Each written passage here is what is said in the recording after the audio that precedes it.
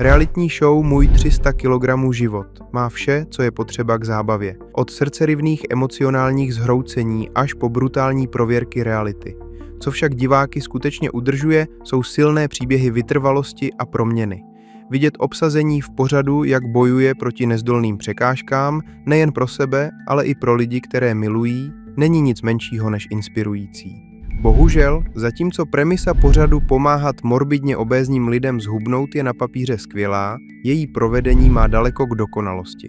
Za triumfálními momenty na obrazovce se skrývá spletitá síť emocionální manipulace, zanedbaného duševního zdraví a údajného špatného zacházení. To vše je pohřbeno pod dramatickým střihem a povznášející hudbou.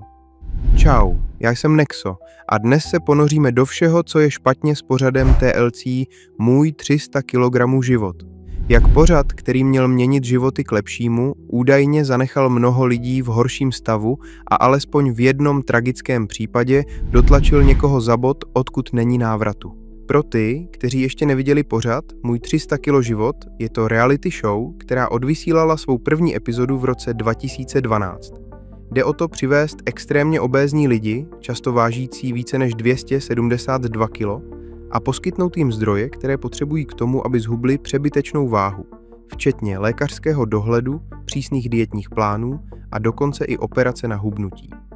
A zatímco mnoho účastníků pořadu po svém vystoupení znovu přibere na váze, je zde také řada lidí, kterým se podařilo udržet si váhu a změnit svůj život k lepšímu.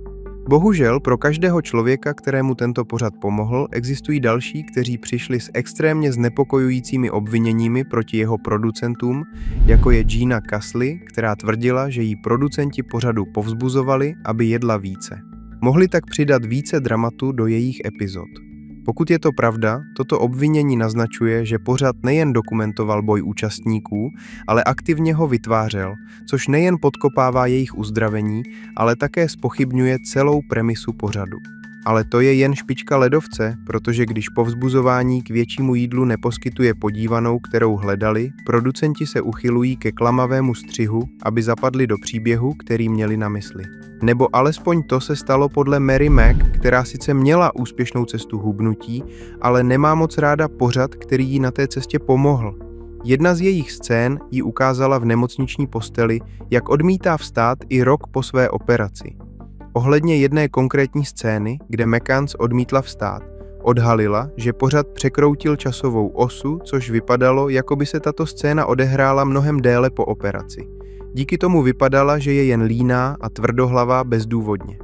Zatímco podle rozhovoru, který později poskytla, to nemohlo být dále od pravdy. To, že reality show upravuje časové osy nebo přeskupuje scény pro dramatický efekt, není zrovna převratná novinka. Ale v případě Mary to nebylo jen zavádějící. Namalovalo to falešný obraz jejího chování a podkopalo to její odhodlání změnit svůj život k lepšímu. A bohužel nebyla to jen Mary, která z pořadu odešla s pocitem špatného zacházení. Účastnice 7. série Jeannie Covey obvinila tvůrce pořadu, že ji nutili natáčet, zatímco trpěla emocionálním rozrušením. Víte, Jeannie musela cestovat do Texasu se svou matkou kvůli pořadu a nechala svého otce doma. Ale asi 6 měsíců po začátku natáčení si všimla, že o něm několik dní neslyšela. Takže kontaktovala úřady, aby požádala o kontrolu, jen aby se setkala s devastující zprávou, že její otec zemřel. Pořad pak ukázal, jak se vrací domů a opouští program hubnutí, který pro ní Dr. Now, moderátor pořadu, navrhl. Později tvrdila, že ona a její matka truchlili nad ztrátou otce a požádali producenty, aby přestali natáčet. Nicméně místo toho, aby souhlasili s její žádostí, tvůrci pořadu jim vyhrožovali žalobou, v podstatě je donutili pokračovat v natáčení, aniž by se starali o její duševní zdraví. Což nás přivádí k jedné z nejčastějších kritik od bývalých účastníků. Nedostatek adekvátní podpory duševního zdraví v pořadu. Ve většině případů je závislost na jídle stejně tak duševní boj jako fyzický. Nicméně, podle těchto účastníků se tvůrci pořadu silně zaměřovali na fyzické aspekty hubnutí, zatímco zanedbávali klíčovou péči o duševní zdraví, kterou potřebovali k překonání závislosti. Jedna z těchto účastnic je Alicia Kiran, která tvrdila, že když o svém zhoršujícím se duševním zdraví, včetně deprese a úzkosti, mluvila s producenty, neposkytli jí žádné poradenství. Jediné, co dostala, bylo jedno sezení s terapeutem na kameru, které bylo kompletně napsané. Ale to není vše, protože také obvinila tvůrce pořadu z falšování jejího posudku duševního zdraví před operací, tvrdíc, že jí byl dán dotazník duševního zdraví s 5 otázkami pár hodin před jejím zákrokem, který se ptal na otázky s odpověďmi ano nebo ne. Pokud na jednu z otázek odpověděla nesprávně, producenti by jí formulář vzali a dali jí další, dokud neodpověděla na všechny otázky správně. A zatímco Alicia byla stále schopna zhubnout a změnit svůj život k lepšímu, tento údajný nedostatek zařízení pro duševní zdraví by mohl vysvětlit, proč tolik účastníků znovu přibralo na váze po ukončení pořadu.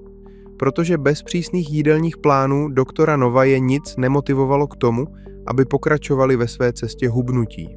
Bohužel, opětovné nabrání váhy je nicotné ve srovnání s daní, kterou si tyto boje s duševním zdravím údajně vybrali na Jamesi Bonnerovi. James se objevil v 6. sérii pořadu a vedlo se mu podstatně lépe než většině ostatních soutěžících.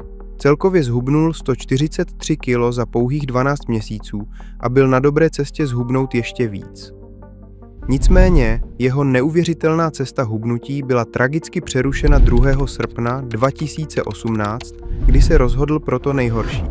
Jeho úmrtí bylo naprostým šokem pro všechny, kteří ho sledovali, jak tak tvrdě bojuje o změnu svého života. Nikdo nevěděl, proč by James udělal něco takového.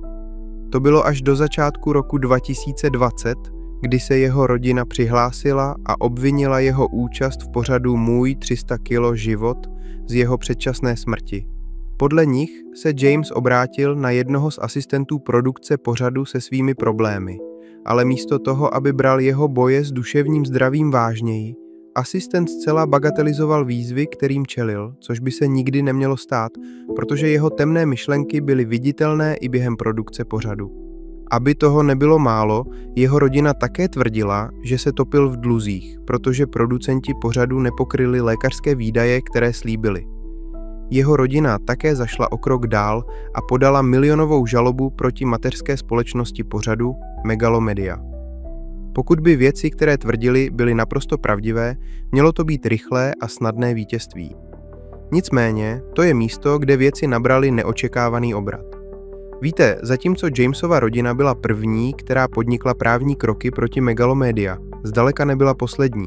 Brzy poté začali i další účastníci, o kterých jsme mluvili dříve, podávat žaloby proti společnosti za údajné špatné zacházení, nedostatek zařízení pro duševní zdraví a neplacení dříve slíbených lékařských účtů.